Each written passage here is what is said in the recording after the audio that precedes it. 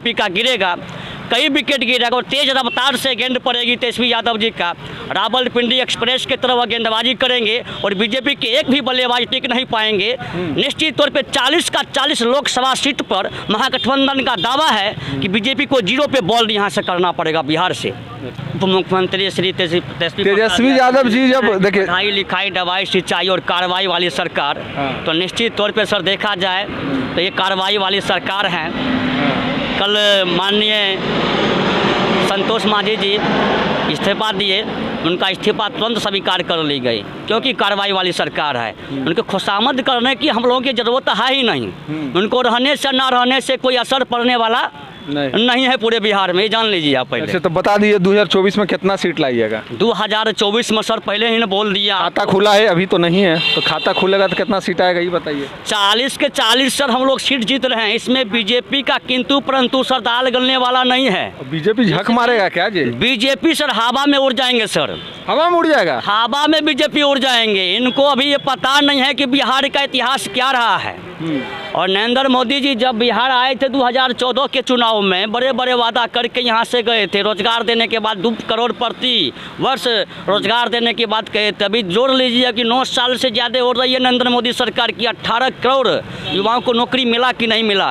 15 लाख रुपए हम लोग इंतजार करते हैं। विद्यार्थी हैं, MA पास हैं सर, साइकोलॉजिकल से MA पास हैं सर, BEd की डिग्री दिखा देंगे, बेगवा में लिखा है सर। तो BPSC की तैयारी कीजिए। तैयारी सर कर रहे हैं हमें सर, सरकार किसी का भी हो, हम लोग मेहनत कर रहे हैं, मेहनत करके जाएंगे सर। अच्छा क्या लगता है जैसे जो 6th फेज हुआ उसमें जितने भी स्टूडेंट जो टीचर बने वो तो कहीं ना कहीं BEd के नंबर से और CTET के नंबर से बने या स्टेट के नंबर से बने। आज के डेट में ये प्रावधान हटा के दिया गया है, एक अलग उदाहरण 2 लोगों को दे दिया गया है BPSC। तो क्या BPSC से ही लेना टीचर का सही है? सर ये तो सरकार को सर पहले ही करना चाहिए, चाहे हमारी सरकार रहे चाहे किसी और का सरकार रहे। ये सर ये जो नियम बनाए गए अभी माननीय शिक्षा मंत्री जी के द्वारा और शिक्षा विभाग के द्वारा, ये सर अति उत्तम है, ताकि इससे जो भी जाएंगे, जो भी अभ्यर्थी जाएंगे एक मजबूत स्ट्रांग होकर जाएंगे। एजुकेशन उनका पूरा रहेगा।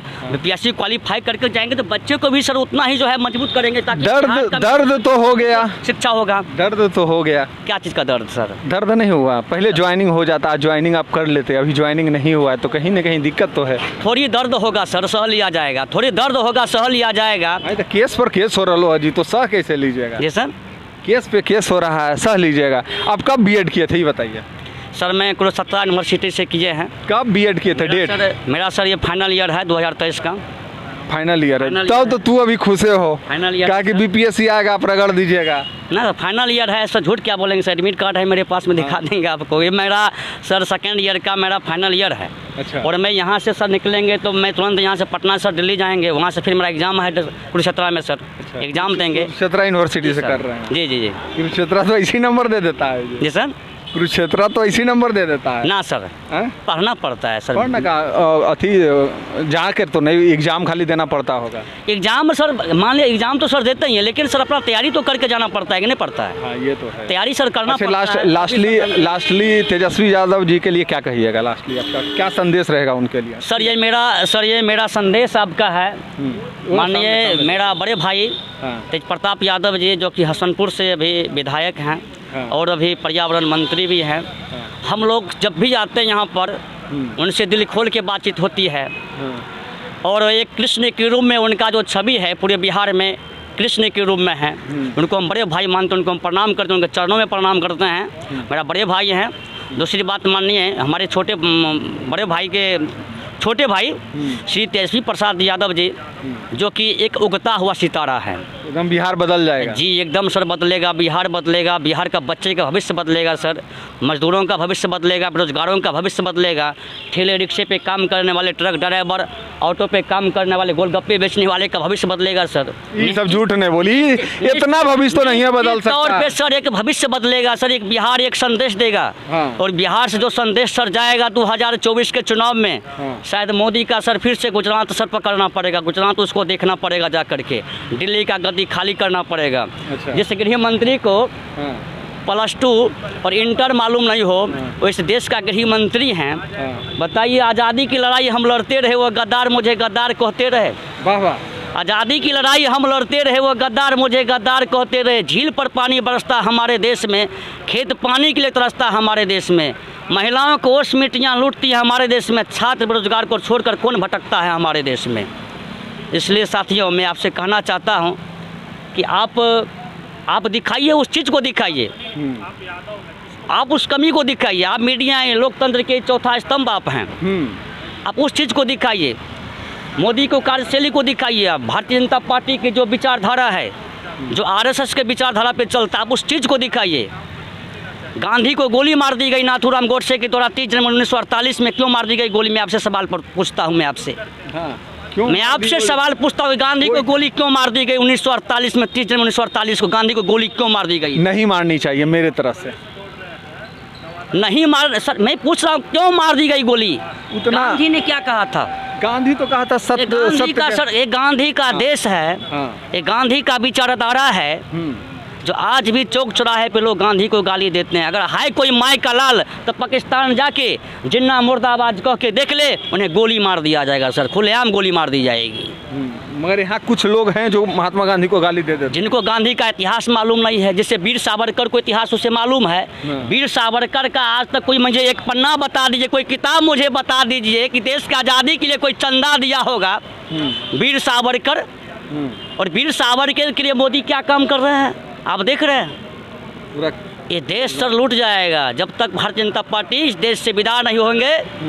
देश लूट जाएगा सर, बर्बाद हो जाएगा। आज़ादी की लड़ाई सर हम लोग लड़ते रहे, फिर यह देश एक ना एक दिन ये गुलाम हो जाएगी। भारतीय जनता पार्टी के द्वारा सारी जो सरकारी संपत्ति है उनको सिर्फ प्राइवेट में सर ढकेला जा रहा है।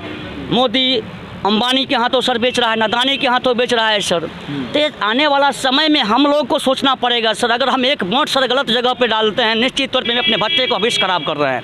आने वाला समय में सर एक संदेश में देना चाहता हूँ माननीय तेज प्रताप यादव जी के आवाज़ से बाहर से सर, या संदेश में देना चाहता हूँ कि एक एक कार्यकर्ता हम लोग 2024 के चुनाव में मोदी को खदेड़ कर भगा देंगे, किंतु परंतु सर कहीं से भी नहीं है। अच्छा ठीक, उधर नहीं जा रहे हैं हम लोग, इसलिए सर बहुत बहुत आपका धन्यवाद। जय हिंद, जय भारत।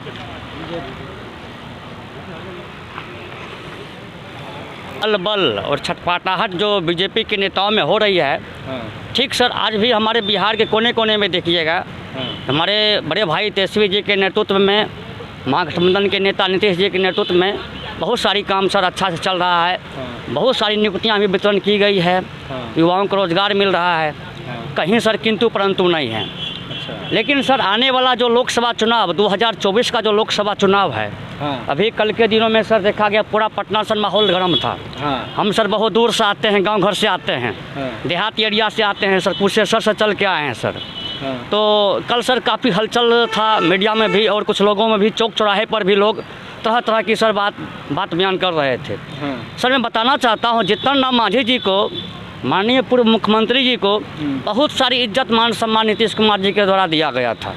उन्हें मुख्यमंत्री भी बनाए, उनके बेटा को मंत्री भी बनाए।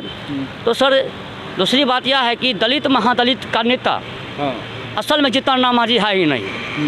देखा जाए क्योंकि सर दलित जो महादलित हैं वो जीतन राम मांझी को नेता नहीं मानते हैं। आई जी, उनके बेटवा जो थे महादलित और दलित के तो नेता थे, और दूसरा चीज़ उनके पिताजी ऑलरेडी कह चुके थे, कसम खाए थे कि हम नीतीश जी के साथ रहेंगे, मगर फिर हुआ दिक्कत क्या?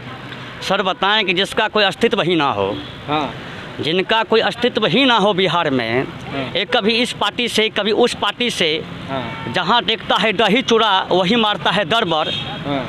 जब माननीय नीतीश कुमार जी इस्तीफा दिए थे और जब पूरी पार्टी ने, सातों पार्टी ने मिलकर के नीतीश जी को मुख्यमंत्री बनाए और अपना समर्थन दिया था, उस समय जीतन राम मांझी को नहीं बुलाया गया था। ये अपने मन मर्जी से दौड़े चले गए और कहा कि मैं पूर्ण समर्थन करते हैं। इसलिए जीतन राम मांझी का कोई छवि बिहार में है ही नहीं। दूसरी बात, उनको चले जाने से और रहने से कोई असर महागठबंधन पर नहीं पड़ेगा, जहाँ तक मेरा दावा है। क्योंकि क्या लग रहा है 2024 का माहौल क्या होगा आपके अनुसार? 2024 का माहौल सर, जिस तरीके से भारतीय जनता पार्टी के द्वारा देश में माहौल खराब किया जा रहा है, हिंदू मुस्लिम किया जा रहा है, रघुपति राघव राजा राम पतित पावन सीताराम, सबको सम्मति दे भगवान ईश्वर अल्लाह तेरो नाम, महात्मा गांधी सर, ये गांधी का देश है। गांधी जब आए थे बिहार राजकुमार शुक्ल के कहने पर जब लखनऊ में सर अधिवेशन हुआ था और राजकुमार शुक्ल की मुलाकात वहीं पर गांधी जी से हुआ था और कहा था कि चंपारण आइए, यहाँ पर किसानों की स्थिति काफ़ी खराब है। और गांधी ने जो उनका गुरु था गोपाल कृष्ण गोखले, उसने काफ़ी सर वहाँ से साउथ अफ्रीका से सीख कर आए थे। इन्होंने सर लंदन जाके 1988 में पढ़ाई किया था। ये जानना है कि बिहार में आने वाला 2025 में जो चुनाव होने वाला है उसमें नेता कौन रहेंगे? पहला तेजस्वी यादव जी, तेज प्रताप यादव जी, तीसरा चिराग पासवान जी या सम्राट चौधरी, या कोई और नेता है जो मुख्यमंत्री के दावेदार है आपके अनुसार? सर आपके प्रश्न से मुझे थोड़ी सी सर परेशानी हो रही है। इसलिए परेशानी हो रही है कि आपने चूज तो एक ही करना है। जी सर, आपने सम्राट चौधरी का नाम ले रहे हैं। अभी सर उनका सर्टिफिकेट का पता नहीं है कि कौन सा विश्वविद्यालय से उसने डिग्री लिया है, हासिल की है। अच्छा, एक बात और, डिग्री जरूरी है, कंपलसरी है क्या? एक्चुअली सर है कि देखिए आपके पास तो सर सर्टिफिकेट है, वो तो दिखाइएगा ना। अल बल बोल देने से नहीं ना होगा सर। दूसरी बात, आपने नेता की बात किए हैं तो माननीय नीतीश कुमार जी का अगुवाई में 2024 का चुनाव सर हम लोग का जो पहला कदम है 2024 का चुनाव, उसको सर हम लोग पूरी तैयारी के साथ जुटेंगे। एक एक कार्यकर्ता सर, एक एक कार्यकर्ता जुट कर जो है सर चौक चौराहे से लेकर गांव की गली गली तक सज जाएंगे और जो महागठबंधन की जो कार्यशैली है उनका सर बताएंगे। और जो नरेंद्र मोदी ने जिस तरीके से देश में सर अभी देख लिया जाए सर, एक घटना घटी है बालाशेर में, जो उड़ीसा के अंदर में सर कई लोग मारे गए। आपने सर जलियांवाला बाग हत्याकांड सुना होगा। तब नीतीश कुमार जी रेल मंत्री थे तो इस्तीफा दे दिए थे उस समय जब इतनी दर्दनाक हादसा हुआ था। तो 24 का मेरा नेता नीतीश कुमार जी रहेंगे और 25 में सर या लोग बिहार का एक एक जनता और नीतीश कुमार भी जी सर जानते हैं कि उनका सर सहयोग, गार्जियन सर हम लोग का अभिभावक है, महागठबंधन का गार्जियन है सर, उनका सर भरपूर योगदान रहेगा और मांझी जी मुख्यमंत्री बनेंगे। मांझी जी के यहाँ से हटने से कुछ फर्क पड़ेगा कि नहीं महागठबंधन पे? हम तो सर कह दिए, कहता है ना सर कि मांझी जी का कोई अस्तित्व है ही नहीं बिहार में। अच्छा, नहीं है तो अनुसूचित तो जनजाति कैसी मंत्री थे उनका बेटवा सुमन जी? मंत्री सर ये तो सर नीतीश कुमार जी का देन है कि उनको मंत्री बनाए। खुशामद पे खुशामद नीतीश कुमार का भी तो देन है कि तेजस्वी यादव अभी डिप्टी सीएम बने हुए हैं और तेज प्रताप मंत्री जी बने हुए हैं।